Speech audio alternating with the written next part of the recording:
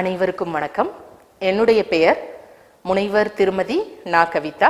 சிவகாசி தி standard ஃபயராக்ஸ் Rajarathinam மகளிர் கல்லூரியில் முதுகலை மற்றும் தமிழாய்வுத்துறை உதவி பேராசிரியராக பணியாற்றி வருகின்றேன். இந்த காணொளியில் நாம் காண இருப்பது 23 GGT 31 பொதுத்தமிழ் 3ஆம் பருவத்திற்கான பாடத்திட்டத்தில் இடம்பெறும் பாடப்பகுதி. வில்லிபுத்தூர் ஆழ்வாரின் வில்லி பாரதம் என்கின்ற பகுதியில் இடம்பெறக்கூடிய விராட பருவத்தின் மற்போர் சருக்கம் என்கின்ற பகுதியே இந்த காணொளியில் நாம் காண இருக்கின்றோம். இவற்றில் ஒரு பகுதியாகிய பீமன் மற்றும் வாசவனின் மற்போர் திறம் பற்றிய நுணுக்கங்களையே இந்த காணொளியில் மாணவர்களை நாம் காண இருக்கின்றோம். வில்லிபுத்தூர் ஆழ்வார் இயற்றிய வில்லி பாரதத்தின் இலக்கிய அறிமுகம் என்று காண்கையில் வடமொழியில் வியாசர் எழுதிய வியாச பாரதமே தமிழில் வில்லிபுத்தூர் ஆழ்வாரால் இயற்றப்பட்ட வில்லி பாரதமாக தழுவல் இலக்கியமாக காணப்படுகின்றது. மகாபாரதத்தில் 18 பருவங்கள் என்றால் வில்லி பாரதத்தில் 10 பருவங்கள் மட்டுமே. ஆதி பருவம் முதல் சௌதீக பருவம் வரை 10 பருவங்கள். இந்த வில்லி பாரத இலக்கியத்தில் 4337 பாடல்கள் காணப்படுகின்றன. இந்த பொதுத்தமிழ் 3ஆம் பருவத்திற்கான பாடத்தில் நாம் பார்க்க இருப்பது விராட பருவத்தில் உள்ள மற்போர் சருக்கம் என்கின்ற பகுதி மட்டுமே. இந்த இலக்கியத்தை இயற்றிய படைப்பாளர் அறிமுகம் என்று காண்கையில் படைப்பாளர் பிறந்த ஊர் பகுதி திருமுனைப்பாடி நாட்டில் தென்னார்காடு மாவட்டம் வக்கப்பாகை இடத்தை சார்ந்த சனியூர் என்ற இடத்தில் பிறந்தவரே வில்லிபுத்தூர் ஆழ்வார். பெற்றோர்கள் வைணவ அடியவர்களாக இருந்த காரணத்தால் பெரியாழ்வாருடைய பெயராகிய வில்லிபுத்தூர் ஆழ்வார் என்கின்ற பெயரையே தன்னுடைய குழந்தைக்கு இட்டு மகிழ்ந்தனர். வக்கப்பாகையை ஆண்ட வரபதி ஆட்கொண்டான் என்ற மன்னனால் ஆதரவு செய்யப்பட்டவர் வில்லிபுத்தூர் ஆழ்வார். அதனுடைய விளைவு வில்லி பாரதத்தில் சில இடங்களில் வரபதி ஆட்கொண்டானுடைய சிறப்பினை வில்லிபுத்தூர் ஆழ்வார் கூறி செல்கின்றார். இந்த இலக்கியம் தோன்றிய காலம் என்று காண்கையில் கிபி 15ஆம் நூற்றாண்டு. எந்த ஒரு படைப்பிற்கும் தோன்றக்கூடிய ஒரு சூழல் முதன்மையானது. அந்த வகையில் வில்லிபுத்தூர் ஆழ்வார் இயற்றிய வில்லி பாரதம் எத்தகைய சூழலில் தோன்றியது என்பது குறித்து மக்கள் மத்தியில் ஒரு செவிவழி கதை இன்று வரையும் நிலவி வருகின்றது. அந்த சிறு கதை, ஒருமுறை வில்லிபுத்தூர் ஆழ்வாருக்கும் அவருடைய சகோதரருக்கும் தாய்வழி சொத்து பிரிப்பதில் சிறு பூசல் ஏற்படவே வரபதி ஆட்கொண்டானை நேரில் சந்திக்கின்றனர். வரபதி ஆட்கொண்டான் தமிழில் மாபெரும் வல்லவராக இருக்கக்கூடிய வில்லிபுத்தூர் ஆழ்வாரா அழிந்து போகக்கூடிய சொத்தின் மீது காதலாகி பேசுகின்றார் என்கின்ற வருத்தம் மேற்கொள்ள வரபதி ஆட்கொண்டான் வில்லிபுத்தூர் ஆழ்வாரிடம் பேசுகின்றார். வில்லிபுத்தூர் ஆழ்வாரே, நீங்கள் வியாசர் எழுதிய பாரத நூல் படித்திருப்பீர்கள். அந்த நூலினை முழுமையாக தமிழில் மொழிபெயர்த்து வாருங்கள். அதன் பிறகு உங்களுக்கே உங்களுடைய தாய்வழி சொத்து வருவதற்கு நான் அனைத்தும் செய்கின்றேன் என்று கூறி வழி அனுப்புகின்றார். வில்லிபுத்தூர் ஆழ்வாரும் மனமகிழ்ந்து வருகின்றார். விளைவு சில நாட்களிலே பாரதத்தை தமிழில் எழுதுவதற்கான முயற்சியில் ஈடுபடுகின்றார். முயற்சியில் வெற்றி அடைகின்றார். ஆனால் அன்றைய அரசவையில் வரபதி ஆட்கொண்டானிடம் வில்லிபுத்தூர் ஆழ்வார் கூறுகிறார், பாரதம் எழுதிய நான், தமிழில் பாரதம் எழுதிய நான் அழிந்து போகக்கூடிய சொத்தின் மீது காதலாகி இருப்பேனா? சொத்துக்கள் அனைத்தும் என் சகோதரருக்கே ஆகட்டும் என்று கூறி விடைபெறுகின்றார். இத்தகைய சூழலில் தான் வில்லிபுத்தூர் ஆழ்வார் வில்லி பாரதத்தை இயற்றினார் என்கின்ற ஒரு செவிவழி கதையும் நமக்கு காண கிடைக்கிறது. இந்த வில்லிபுத்தூர் ஆழ்வாரின் தமிழ் பற்று என்று கூறுகையில் சுவையான ஒரு தனிப்பாடல் நமக்கு வரலாற்றில் கிடைக்கப்பெற்றுள்ளது. இன்று தமிழில் பிழையோடு எழுதுபவர்களும் பிழையோடு பேசுபவர்களும் மிக அதிகமான அளவில் காணக்கூடிய சூழலை நாம் பார்க்கின்றோம். அந்த சூழலை கடியும் வகையில் பாண்டியனோ வில்லிபுத்தானோ ஒட்டக்கூத்தனோ இல்லை என்கின்ற பொருளில் இந்த தனிப்பாடல். குட்டுவதற்கோ பிள்ளை பாண்டியன் இங்கு இல்லை, குறும்பி அளவாய் காதை குடைந்து தோண்டி எட்டின மட்டும் அறுப்பதற்கு வில்லி இல்லை, 2 ஒன்றா முடிந்து தலையிறங்க போட்டு வெட்டுதற்கோ கவி ஒட்டக்கூத்தன் இல்லை, விளையாட்டா கவிதைகளை விரைந்து பாடி தெட்டுதற்கோ அறிவில்லா துறைகள் உண்டு, தேசமெங்கும் புலவர் என தெரியலாமே. நானும் புலவேன் நானும் புலவன்னு இன்னைக்கு சமூகத்துல அதிகமான நபர்கள் இருக்கின்றார்களா? அதற்கு காரணம் என்ன? தமிழை தவறாக கூறினால், தவறாக எழுதினால், தவறாக உச்சரித்தால் தலையில் ஓங்கி குட்டி விடுவானாம் பிள்ளை பாண்டியன். அந்த பிள்ளை பாண்டியன் இப்பொழுது இல்லை. தமிழை தவறாக எழுதினால், பேசினால் நமது வில்லிபுத்தூராழ்வார் என்ன செய்வார் என்றால் கையில் எப்பொழுதுமே ஒரு கருவி வைத்திருப்பாராம். குறும்பி அளவாய், ஒரு அளவு குறும்பி அளவாய் காதை அப்படியே கொடைஞ்சி தோண்டி காதை அப்படியே துண்டா எடுத்து எதிரே உள்ள நபரிடம் கையில் கொடுத்து விடுவாராம். நீ தமிழை தப்பா சொல்றியா, உன் காது என் கையில அப்படிங்கிற மாதிரி அறுத்து கொடுக்கக்கூடிய முறைமை வில்லிபுத்தூராழ்வாரிடம் உண்டு. அதுதான் 2ஆம் வரியில் குறும்பி அளவாய் காதை குடைந்து தோண்டி எட்டின மட்டும் அறுப்பதற்கோர் வில்லிபுத்தூராழ்வார் இன்றி இல்லை. பாண்டியனும் இல்லை, வில்லிபுத்தூராழ்வாரும் இல்லை. இவங்க 2 பேருக்கும் மேல ஒட்டக்கூத்தன். ஒட்டக்கூத்தன் என்ன செய்வார்னா, யாரு தமிழை தவறா பேசுறாங்களோ அவங்க 2 பேருடைய தலையவும் தலைமுடிகளை ஒன்றாக பின்னி மறுபடியும் தமிழை பேசச் சொல்கின்றார். மறுபடியும் தமிழ் தவறாக இருந்தால் அவர்களுடைய தலையை வெட்டி விடும்படி ஆணை பிறப்பிக்கின்றார். 2 முடிந்து தலை இறங்க போட்டு வெட்டுதற்கோ கவி ஒட்டக்கூத்தன் இல்லை. இவர்களெல்லாம் இல்லை. அதனால் பாரதத்தில் பலரும் புலவரென்று திரிகின்றனர். இந்த தனிப்பாடல் நம்முடைய ஆசிரியர் வில்லிபுத்தூராழ்வாரின் தமிழ் பற்றுக்கு நல்லதொரு சான்றாக காட்சியளிக்கின்றது. இந்த காணொளியில் நாம் காண இருப்பது மற்போர் திறம்.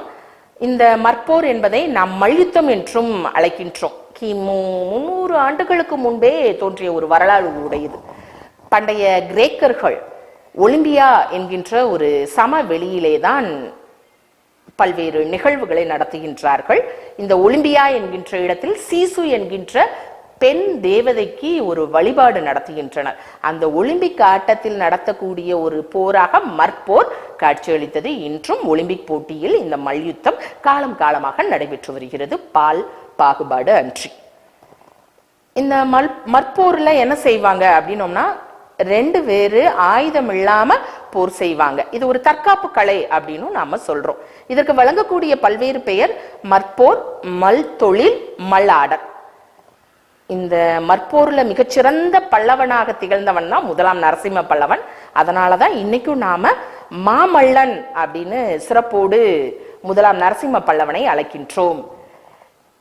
இதிலிருந்து ஒரு சில பாடல்கள் மட்டும் உங்களுக்காக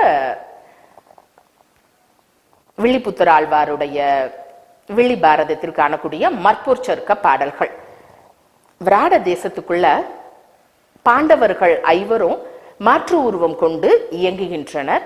அந்த விராட தேசத்துக்குள்ள அவங்க இருக்கக்கூடியது எப்படி இருக்குன்னா, இரவு பொழுதுல நிலவு எப்படி ஒளி பொருந்தியதா இருக்குமோ அது போல பாண்டவர்கள் விராட தேசத்துக்குள்ள இருக்காங்க.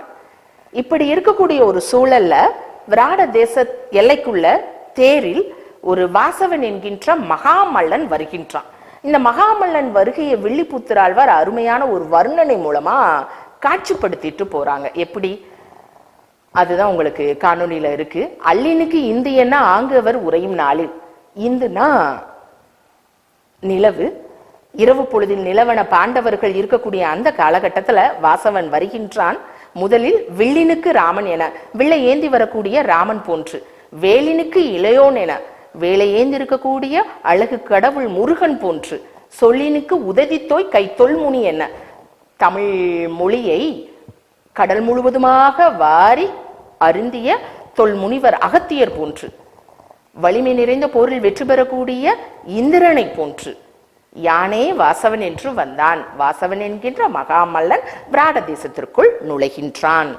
அடுத்ததாக இந்த வாசவனுடைய மகாமல்லனுடைய வலிமை எப்படிப்பட்டது என்று எடுத்துரைக்க வில்லிபுத்தூராழ்வார் ஆசைப்படுகின்றார். முதலில் அவருடைய வருகையை நமக்கு காட்சிப்படுத்துகின்றார். ஒரு படைப்பாளருடைய வெற்றியே நிகழ்வுகளை காட்சிப்படுத்துவதில் அடங்கும். அதனை போன்று அவனுடைய வருகையை காட்சிப்படுத்துகின்றார். அடுத்ததாக அவனுடைய வலிமையை காட்சிப்படுத்துகின்றார். அண்டமா முகடோடு ஒத்த சென்னியன், அவன் தலை எப்படி இருக்கும், அவன் தோல் எப்படி இருக்கும், அவன் எப்படி வலிமையானவன், அவனுடைய கால் எப்படி இருக்கும் அப்படின்னு மகாமல்லனுடைய வலிமைய வில்லிபுத்தூராழ்வார் காட்சிப்படுத்தி கூறுகின்றார். ஒரு இமேஜினேஷன் வேர்ல்டுக்கு நமக்கு மாமல்லனுடைய அறிமுகத்தை சொல்றதா இந்த பகுதி. இந்த உலகத்தினுடைய உச்சி இருக்கும் பாத்தீங்களா, அந்த உச்சி தான் மகாமல்லனுடைய தலையம். அண்டமா முகடோடு ஒத்த சென்னியன், சென்னினா தலை.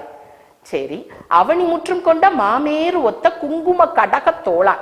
இந்த உலகம் முழுவதையும் தனக்குள்ள அடங்கி இருக்கக்கூடிய மகா கைலாச மலையை ஒத்ததாகிய குங்குமம் பூசப்பட்ட கடகம் என்கின்ற அணிகள் அணிந்த தோளை உடையவன்.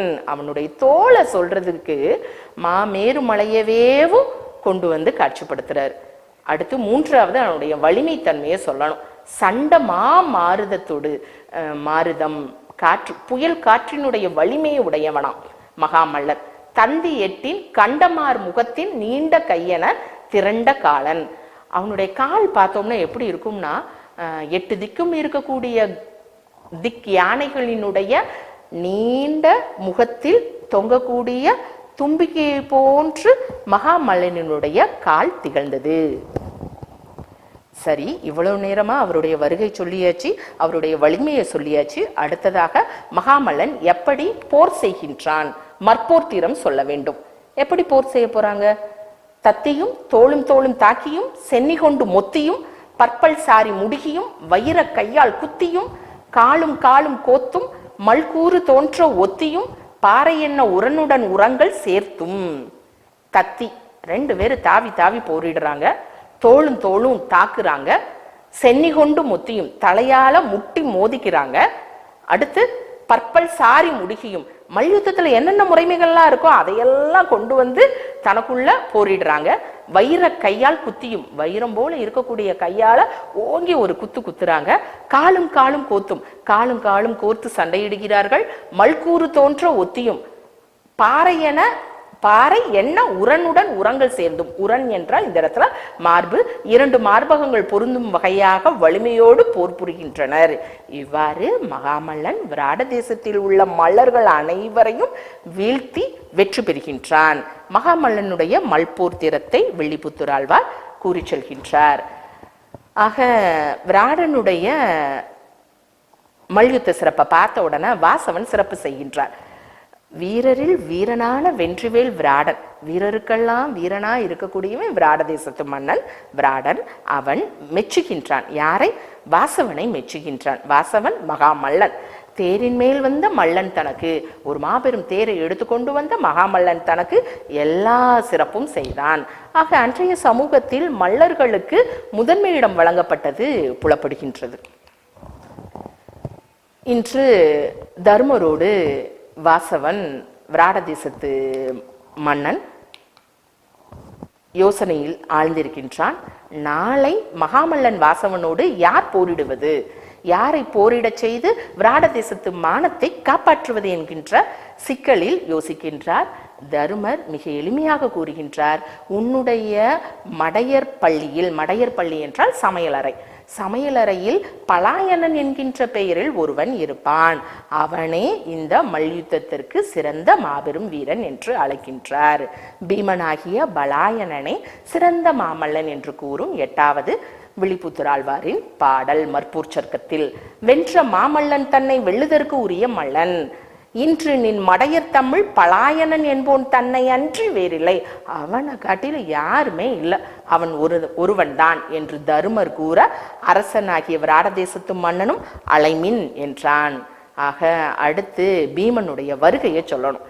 நம்ம மாமல்லனுடைய வருகையவே எவ்வளவு அருமையா வில்லிபுத்தூர் ஆழ்வார் கூறினார். அப்ப அதற்கும் ஒருபடி மேலாக பீமனுடைய வருகையை சொல்லணும். பீமன் எப்படி வருகின்றார்? அவருடைய வருகையை காண்கையில் பைம்பொன் மாமேறு வெற்பின் பரு அறையை சோதி நேமி விம்பமாய் வளைந்தது என்ன, விலங்கு பொன் கச்சை வீக்கி. ஒண்ணுமே இல்லை, பீமன் இடையில பொன் கச்சைய அணிஞ்சிருக்கிறார். அந்த பொன் கச்சை எப்படி இருக்கின்றது என்றால், இந்த உலகத்தில் இருக்கக்கூடிய மேரு மலையை ஒளிபொருந்திய சக்கரம் வளைத்து இருப்பது போன்று பொன்னாளாகிய கச்சையை அணிந்துள்ளான். ஆக மேருமலை போன்று வலிமை உடையவன் பீமன். இந்த ஒரு வரியிலேயும் நமக்கு அருமையா காட்சிப்படுத்திட்டு போகிறாரு பீமன் பற்றிய பிம்பத்தை. அது மட்டும் இல்லாம கையில தம்பமாம் எண்ணத்தக்க தண்டோடு, கையில என்னப்பா தூணையா கொண்டு வராரு அவரு அப்படின்னு சொல்ற அளவு ஒரு பெரிய கதாயுதத்தை கொண்டு வராரு நம்ம பீமன். தம்பமாம், தம்பம்னா தூண், பெரிய தூணை கொண்டு வராருப்பா அப்படின்னு எல்லாம் சொல்றாங்க. தரணி வீழா உம்பராறு அமுதம் உண்ட உறவினான். உரம் என்றால் வலிமை. உம்பரார் அமுதம், உம்பர்னா தேவர்கள், தேவர்கள் அருந்திய அமிழ்தத்தை உண்டவன் போன்ற பலமுடையவன் வீமன். விராட தேசத்து அரசன் அழைத்தான் என்றவுடன் விரைவின் வந்தான், மிக விரைவாக வருகை தருகின்றான் வீமன். இந்த வீமனுடைய மற்போர் திறம் அடுத்து அப்படியேவும் விழிப்புத்தராழ்வார் கூறுகின்றார். கதையுடை காலை வந்து கதாயுதத்தை எடுத்துட்டு வரார், இளம் காலை போன்று வருகின்றார். கடும் திரள் மல்லன் தன்னோடு, எதுக்கு இருக்கக்கூடிய மாமல்லனும் அதிகமான வலிமை உடையவன் தான், அவனும் சாதாரணமான நபர் அல்ல. கடும் திரள் மல்லன் தன்னோடு, அப்ப ரெண்டு பேருமேவும் வலிமைக்கு நிகரானவர்கள். அதனாலதான் அடுத்த வரியிலேயேவும் விழிப்புத்தராழ்வார் சொல்றாரு, உதயமோடு அத்தமெனும் ஓங்கள் ஓர் இரண்டு சேர்ந்து. உதயமலையும் அத்தம் என்கின்ற மலையும் ரெண்டு ஒன்றோடு ஒன்று பொருதுவதுனா சண்டை போடுறது. ரெண்டு தோளோட தோல் சேர்ந்து சண்டை போடுற மாதிரி தோல் புடைத்து ரெண்டு பேரும் தோளோட தோல் சேர்ந்து சண்டை போடுறாங்க. உரிமின் ஆர்த்து, அவங்களுடைய சப்தம் எப்படி தெரியுமா இருக்கு, அந்நேரம் இடி ஒளிப்பது போன்று உருமலை எழுப்புகின்றனர். பதயுகத்தாலும் தம் தம் பாணிகளாலும் சேர்ந்தார். பதயுகம்னா தன்னுடைய கால்களாலும் கைகளாலும் இருவரும் பின்னி பிணைந்து மற்போர் திறத்தை வெளிப்படுத்தி செல்கின்றனர் போர்க்களத்தில். அடுத்ததாக மல்யுத்த வீரர்கள் போரிடும் திறத்தை மறுபடியும் உங்களுக்கு காட்சிப்படுத்துறார். உதைக்கிறாங்க, தன்னுடைய வலிமையோடு வீசி வன்போடு உதைத்தனர். வலிமை பொருந்த ஒருவர் உதைக்கிறாங்க, வீசி தூக்கி எறிகிறாங்க. உரம் கொடு கரங்கள் ஏற்று புதைத்தனர். வலிமை பொருந்திய தன்னுடைய கரங்களை வச்சு ரெண்டு பேர் என்ன செய்யறாங்க, ஏறி புதைக்கின்றனர். விரல்கள் மெயில், எதை புதைக்கிறாங்க தெரியுமா, அவங்களுடைய மேனியில விரல்கள் இருக்கக்கூடிய அந்த விரல்களுடைய அடையாளத்தை மேனியில் பொறிக்கின்றனர். அது மட்டும் இல்லாம முகத்துல புருவம், மூக்கு, வாய் எல்லாத்தையும் சிதைக்கிறாங்க. புயங்கள் என்னும் சிலம்புகள் தாக்க பதைத்தனர். அவர்களுடைய ஆபரணங்கள் எல்லாம் கதரும் வண்ணம் தாக்கி போரிடுகின்றனர். அடுத்து ஓடி பற்றினர். ரெண்டு பேரும் உனக்கு நான் சளைத்தவன் அல்ல என்கின்ற வண்ணம் ஓடி பற்றி கொண்டு போரிடும் திறத்தை விழிப்புத்தராழ்வார் பதிவு செய்கின்றார். அடுத்ததாக பீமனும் இடும்பனும் அப்படின்னு ஒரு செய்தி, ஒரு புராண இதிகாச கதையை விழிப்புத்தராழ்வார் இந்த இடத்தில் பதிவு செய்கின்றார். பீமனுடைய சிறப்பை சொல்லும் பொழுது நாம் அனைவரும் அறிந்ததுதான், ஊதையின் புதல்வன் தான் பீமன். ஊதை என்றால் காற்று, காற்றின் புதல்வன் பீமன். இந்த பீமன் போர்க்களத்துல மகாமல்லனோட போரிடும் போது எப்படி செய்யறாருன்னா, நான் இதுவரைக்கும் மல்யுத்தத்துல என்ன வித்தைகளெல்லாம் கற்றுக்கொண்டேனோ அந்த வித்தைகளை எல்லாம் செயல்படுத்துறாரு. அதை பார்க்க சுற்றி இருக்கக்கூடிய நபர்கள் ஆரவாரிக்கிறாங்க, கண்களிக்க காட்டி அவனை விடாத குத்து அப்படிங்கிற மாதிரி. ஒரு 90s கிட்ஸ்க்குலாம் இருக்கும் பார்த்தீங்களா, ரெஸ்லிங் மேலே ஒரு மாலா காதல், அது போல கண்களிக்க காட்டி எல்லாரும் ஆரவார மொழி எழுப்புறாங்க. உற்றனர் நின்ற போதில் ஊதையின் புதல்வன், காற்றின் புதல்வனாகிய நமது பீமன். ஊரு மற்றவன் மருங்கு பற்ற வன்கரம் மிடறு பற்ற. நம்ம பீமன் என்ன செய்யறாருன்னா, மகாமல்லனுடைய தொடையை பிடித்து அவனுடைய வலிமை மிகுந்த கரத்தால கழுத்தை பற்றி அழுத்த செற்றனன். அவன் வீழ்ந்து கீழே கிடக்கின்றான் மகாமல்லன். பீமன் இந்த இடத்தில் வெற்றி பெறுவதை பதிவு செய்கின்றனர். அத்துடன் இடிம்பன் தன்னை செற்ற வெம்கொற்ற தோளான் என்கின்ற ஒரு புராண இதிகாச கதையை சொல்றாங்க. அஸ்தினாபுரத்தில் இருந்து வனவாசம் சென்ற பாண்டவர்கள் ஐவரும் காட்டில் வாழ்ந்து கொண்டிருக்கும் பொழுது கானகத்தில் இருக்கக்கூடிய அரக்கர்கள் தலைவன் இடும்பன் பீமனை கொலை செய்ய வேண்டும் என்று துடிக்கின்றான். ஏன், தன்னை விட வலிமையானவனோ பீமன் என்று தன்னுடைய தங்கையை அனுப்புகின்றான். இடிம்பி என்கின்ற தங்கை கானகத்திற்குள் பீமனை கொலை செய்வதற்காக வருகின்றார். கொலை செய்ய வந்த இடும்பிக்கு பீமனுடைய வீரத்தை கண்டு அலாதியான அன்பு ஏற்படுகின்றது. அன்பு காதலாக மலர்ந்து அழகிய பெண் வடிவில் பீமன் முன்பு இருக்கின்றார். காணொளியில் உங்களுக்கு ரவிவர்மாவின் ஓவியமாக பீமன் இடும்பியுடைய ஓவியம்தான் காட்டப்பட்டுள்ளது. இடும்பியும் பீமனும் தன்னுடைய அன்பை பரிமாறிக்கொள்ள அதனால் பிறந்தவரை கடோத்கஜன் என்கின்ற கதை தாங்கள் அறிந்ததே. இன்றும் இமாச்சல பிரதேசத்தில் இடும்பி என்கின்ற கோயில் காணப்படுகின்றது. இந்த இமாச்சல பிரதேச மக்கள் அனைவரும் வனதேவதையாக இடும்பி தெய்வத்தை வழிபடாது எந்த ஒரு செயல்களும் செய்வது இல்லை. வீமனுக்கு விராட மன்னன் நிறைவாக சிறப்பு செய்யக்கூடிய விதம். வீமன் போர்க்களத்துல வெற்றி பெற்றாகிவிட்டது. அந்த முறைமையை விழிப்புத்தராழ்வார் பின்வரும் வண்ணம் கூறுகின்றார். தேர்மிசை வந்த மல்லன் சிதைந்த பேர் உறுப்பினோடும். அந்த காணொலியில பாருங்களேன், மாமல்லன் கீழே விழுந்திருக்கிற மாதிரி இருக்கு பார்த்தீங்களா? எப்படின்னா, தேர்ல வந்த மாமல்லனை நம்ம பீமன் ஒரே நேரத்துல அடிச்சு துவம்சம் பண்ணிட்டான். அவனுடைய உறுப்புகளெல்லாம் அப்படி செதஞ்சு கிடக்கிற அளவுக்கு வலிமையற்று கிடக்கிறான். பார்மிசை கிடக்க பூமியில கிடக்கிறான். பனைப்புயம் கொட்டி ஆர்த்தான். பனைப்புயம் என்றால் வலிமை மிகுந்த தன்னுடைய தோளை கொட்டி ஆரவார மொழி செய்கின்றான். ஜெயித்து விட்டோம் என்பது போன்று சீர்மிகு மல்லன் தன்னை சிறப்புற தழுவி. விராட தேச மன்னன் மிக விரைவாக வருகின்றார். பெருமை மிகுந்த மல்லன் நீதான் என்று பீமனை ஆற தழுவி அன்பினை பொழிகின்றான். எல்லா போர்முகங்களுக்கும் நின்னை போல்பவர் இல்லை. இந்த பூமியில நடக்கக்கூடிய எந்த ஒரு போர்முகத்திலையும் வெற்றி என்கின்ற வாய்ப்பை தரக்கூடிய பீமனை உன்னை தாண்டிலும், பலாயனனை உன்னை தாண்டிலும் யாரும் இல்லை என்கின்ற கருத்தினை விராட தேச மன்னன் எடுத்துரைக்கின்றான். ஆக மாணவர்களே, இந்த காணொளியில் நாம் கண்ட செய்தி, மற்போர் என்கின்ற சொல் மட்டும் மீண்டும் மீண்டும் காதில் விழுந்திருக்கலாம். பீமனுடைய கதை விழுந்திருக்கலாம். இடும்பன் இடும்பியை அறிந்திருப்பீர்கள். மாமல்லனுடைய போர்த்திரத்தை அறிந்திருப்பீர்கள். அகிலம் போற்றும் பாரத கதையின் மற்போர் சருக்கம். இதில் நாம் அறிந்து கொண்டது தற்காப்பு கலையினுடைய பாரம்பரியம். கிமு 300ஆம் நூற்றாண்டிலேயே கிரேக்கர்களால் பாரம்பரியமாக தற்காப்பு கலை போற்றப்பட்டது. இன்றும் தற்காப்பு கலை முதன்மை நிலையில் காணப்படுகின்றது. மல்லர்கள் மல்யுத்த கலையை எப்படி போற்றி பாதுகாத்தனர் என்கின்ற முறைமையும் நாம இந்த காணொலியில கண்டோம். அது மட்டும் இல்லாம விராட தேசத்து மன்னன் மல்லர்களுக்கு என்னென்ன சிறப்பு செய்கின்றார், முதன்மை சிறப்பு வழங்குகின்றார். மகாமல்லன் வந்தாலும் அவர் மனதிற்குள் பல யோசனை, நம்முடைய தேசத்தில் மகாமல்லனை வெற்றி பெற யாருமே இல்லையா என்று. பலாயனன் வெற்றி பெற்றவுடன் ஆற தழுவி அவனுக்கு வேண்டிய அனைத்து பொருட்களையும் வாரி வழங்குகின்றான் நம்முடைய விராட தேசத்து மன்னன். அப்ப மல்லர்களுக்கு மன்னர்கள் சிறப்பு செய்யக்கூடிய முறைமையை நாம் காண இயலுகின்றது. இன்றைய காலகட்டத்தில் மல்யுத்தம், ஒலிம்பிக் போட்டிகளில் நாம் நம் வீட்டு காணொளியில் அருமையாக கண்டு மகிழ்கின்றோம். ஆனால் அதில் இருக்கக்கூடிய சில அரசியல் பிரச்சனைகளையும் நாம் கருத்தூன்றி கவனிக்க வேண்டும். நவீன மல்யுத்த பெண் வீராங்கனைகள் சந்திக்கும் சிக்கல்கள் காலம் காலமாக பெண் விடுதலையற்றவளாக இருக்கின்றாளோ என்பதை முன்வைக்கின்றது. பாகுபாடு இன்றி மல்யுத்தத்தில் அனைவரும் வெற்றி பெற வேண்டும் ஒலிம்பிக் போட்டியில் என்கின்ற கருத்தாக்கத்தோடு நன்றி, வணக்கம்.